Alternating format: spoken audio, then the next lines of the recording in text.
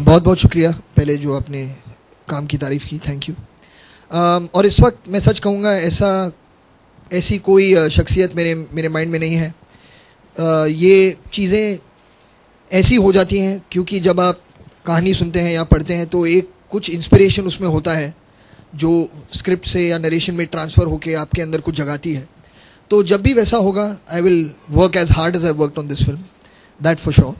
लेकिन ये मैं प्लान करके आगे नहीं जाने वाला हूँ कि मुझे अब इसके बारे में फ़िल्म बनानी है, क्योंकि जेन्युइनली एक तो इतने सारे लोग हैं इस देश में जिनके बारे में फ़िल्म बन सकती है, तो एक मोमेंट ऑफ इंस्पिरेशन उसमें बहुत ज़रूरी होगा।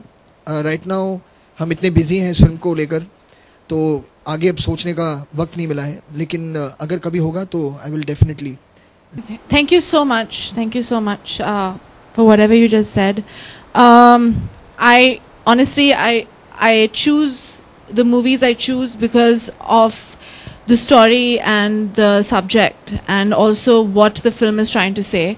At the same time, besides it being an extremely wonderful script, the people associated with the film was someone.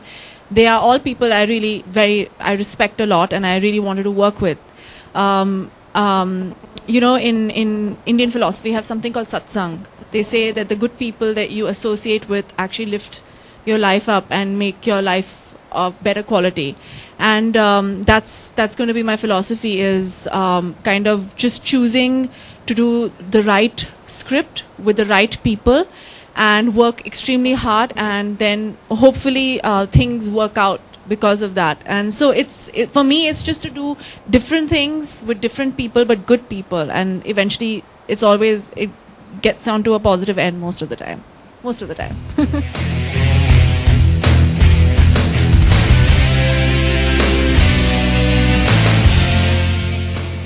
On a lighter note, we must have done something right. But I think it's a great sign of that the audience, the changing taste and the evolving audience, and not just the audience. When audience is not somebody, a bell will ring in your house, and when you open the door, he'll say, "Hello, I'm audience." It's the country which is changing, and that is reflecting in how. Movies are always reflecting that and the taste and preferences. So it's a happy sign. It gives us more latitude now to break the glass ceiling. This could be, but a defining moment for all of us as storytellers and filmmakers and technicians and actors and performers. So which means like you attempt something and then it goes out to the masses, not just a niche thing. So reaching out to the masses is a important thing without formalizing the whole thing, the set pattern. You know what I'm trying to say. So it's very interesting when I look at it. Even separate myself as the maker of the movie and just look at it as it's a healthy trend, and we should be happy about it.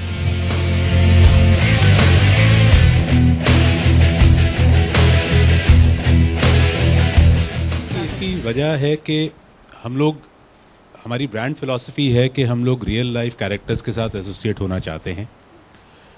और जब हम लोग cricket के साथ associate थे तो हम लोग कहते थे बल्ला इज इक्वल टू लाइफ, और वही आज हम लोग बोलते हैं कि ज़िंदगी का बल्ला कब आपके सामने क्या दुविधा ले आए वो आपके कंट्रोल में नहीं है।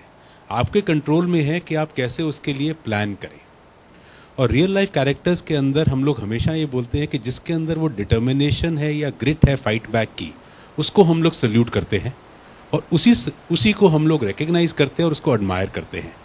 तो आगे भी जैसे ऐसे रियल लाइफ कैरेक्टर्स जिनमें ये एक फिलॉसफी होगी, as a company we will associate because that is our philosophy, that's our brand philosophy.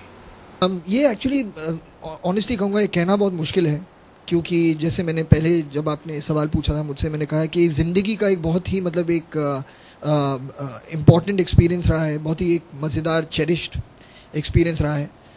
लेकिन हम अभी भी इसके बहुत करीब हैं। ये वक्त बताएगा कि क्या यादें रह जाएंगी, क्या वो जो एक्सपीरियंसेस थे उससे क्या सीखा। वो जो मैनिफेस्टेशन कहते हैं किसी भी एक्सपीरियंस का, वो थोड़े वक्त के बाद होता है।